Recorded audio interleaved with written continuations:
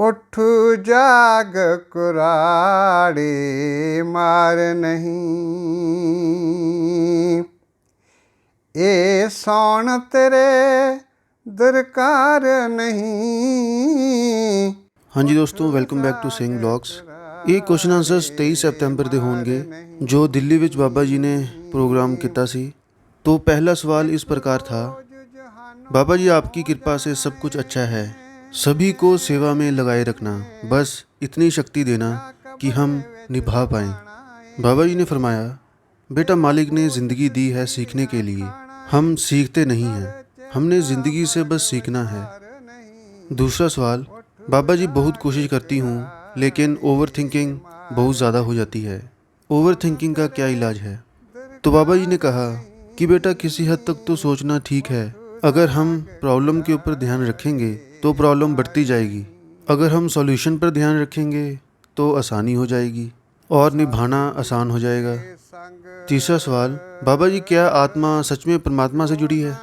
बाबा जी ने इस पे कहा कि बेटा देखो, जैसे लाखों किरणें धरती पर पड़ती हैं लेकिन है तो वो सूरज की अंश, तो बेटा किरण कभी सूरज के बगैर नहीं रह सकती।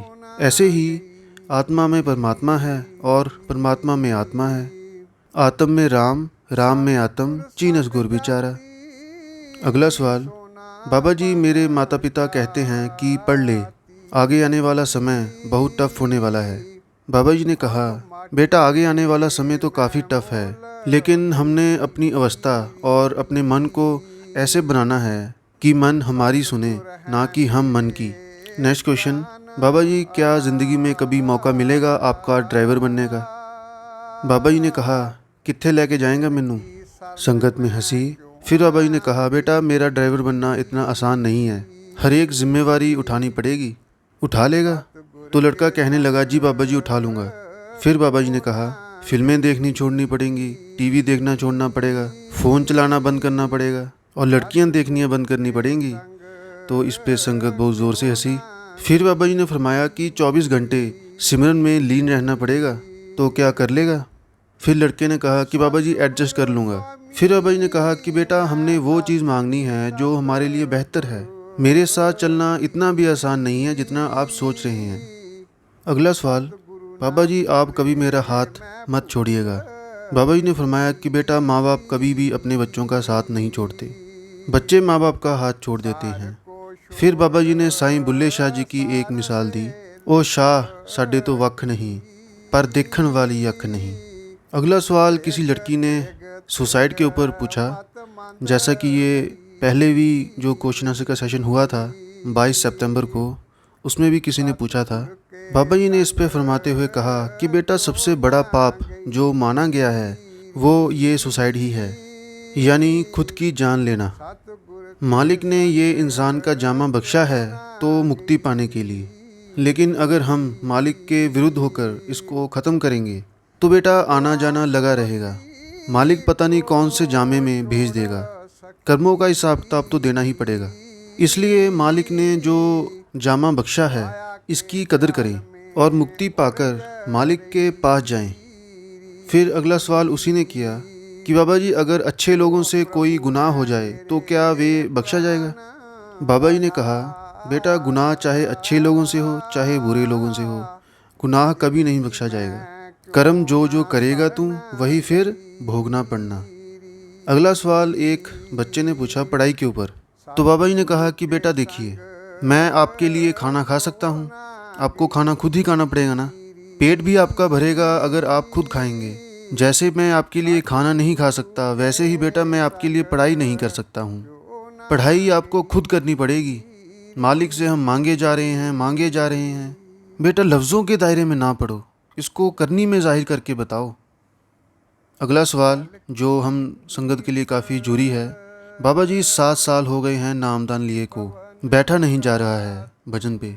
बेटा किसी में इतनी ताकत नहीं है बैठने की, लेकिन कोशिश तो कर सकते हैं ना, बस हमें बैठना है, उसके आगे जूठा नहीं पड़ना है। उसी ने अगला सवाल पूछा, बाबा जी मेरा शरीर साथ नहीं देता, मुझे बहुत गुस्सा आता है। तो बाबा जी ने फरमाया कि बेटा हम तरक के साथ चलेंगे तो सब ठीक होगा, गुस्से से आपको क्या मिलेगा, उल्टा दुखी मिलेंगे। मालिक ने हमें बहुत कुछ दिया है, उसकी कदर करो। बस भोज ना चढ़ाओ, जो दिया है उसकी कदर करो, उसको संभालो। अगला सवाल, बाबा जी अगर आपका सच्चा भक्त आपको पुकारता है तो आप लेट क्यों आते हो? बाबा जी ने कहा कि बेटा, कोई भी डॉक्टर ये नहीं चाहता कि उसके मरीज की बीमारी बार बार आए। वे यही चाहता है कि मरीज की बीमारी को जड़ से ख़त्म किया जाए। बेटा, अंत समय कर्मों का हिसाब किताब बराबर हो रहा होता है और कुछ नहीं। अगला सवाल, बाबा जी भजन सिमरन पे फोकस कैसे लाएं? बाबा जी ने फरमाया, प्रैक्टिस मेक्स परफेक्ट। लगातार जाकर अगर आप अभ्यास करेंगे तब जाकर फोकस होगा। अगर कोई बच्चा कहे कि मेरा पढ़ाई में मन नहीं लगता, तो वो पढ़ाई में आगे जाकर कैसे सफल होगा? अगर अपने मन को मारकर पढ़ाई करेगा तो सफल भी हो जाएगा और मुकाम भी हासिल कर लेगा। बाबा जी ने एक और उदाहरण दिया कि अगर ऐसे ही हम दवाई की शीशी को पढ़ते रहेंगे और दवाई को खाएंगे नहीं तो दवाई असर कैसे करेगी? सिर्फ उसका लेबल पढ़ने से तो दवाई असर नहीं करेगी ना, खाने से करेगी ना। तो बेटा ऐसे ही हमने प्रैक्टिस करनी है, बैठना है, लगातार बैठेंगे तब जाकर कुछ हासिल होगा। अगला सवाल, बाबा जी मैं आपके कहे अनुसार चलता हूँ, कभी किसी का बुरा नहीं करता, शब्द भी गाता हूँ, आपके हुक्म में भी रहता हूँ, लेकिन बाबा जी मेरी लाइफ में सक्सेस नहीं मिल रही है। बेटा, अगर आपको सक्सेस नहीं मिल रही है तो इसके पीछे भी मालिक ने बहुत बड़ा सोच रखा होगा। आप जल्दबाजी ना करें, सब्र जरूर रखें, मालिक आप पर बख्शिश जरूर करेगा। उसी ने अगला सवाल पूछा कि बाबा जी लोग ताने बहुत मार रहे हैं कि तू सत्संगी होकर भी मुकाम हासिल नहीं कर पा रहा, कुछ हासिल नहीं कर पा रहा, बोल अपने बाबे को। तो बाबा जी ने कहा कि बेटा, हमने किसी को जवाब नहीं देना है, हमने उस कुल मालिक को जवाब देना है, आप बस चुप रहें। अगला सवाल, बाबा जी हमारे सोचने के मुताबिक काम क्यों नहीं होता? बाबा जी ने फरमाया, गल्ली जोग ना हुई, परमारथ बातों का मजमून नहीं है। और बेटा, गुरु का मकसद ये भी नहीं है कि एक भ्रम से निकालकर आपको दूसरे भ्रम में डाल दे, बल्कि गुरु का मकसद ये है कि आपको सच की पहचान करवाए और आपको खुद मुख्तियार करवाए। मेरे लिए ये कहना बहुत आसान होगा कि चलो बेटा कोई बात नहीं, हो जाएगा, लेकिन बेटा करना आपको खुद पड़ेगा, खुद मुख्तियार बने। सोच विचार हमें करनी है, जब तक करनी नहीं करेंगे तब तक कुछ हासिल नहीं होने वाला। तो दोस्तों, ये कुछ सवाल जवाब आपको शॉर्ट में बताए गए हैं। जो संगत वहाँ मौजूद थी वो कमेंट करके बता सकते हैं किन किन ने ये क्वेश्चन आंसर सुने। और भी अगर कोई क्वेश्चन छूट गया है तो आप कमेंट करके हम सबको बता सकते हैं। Take care.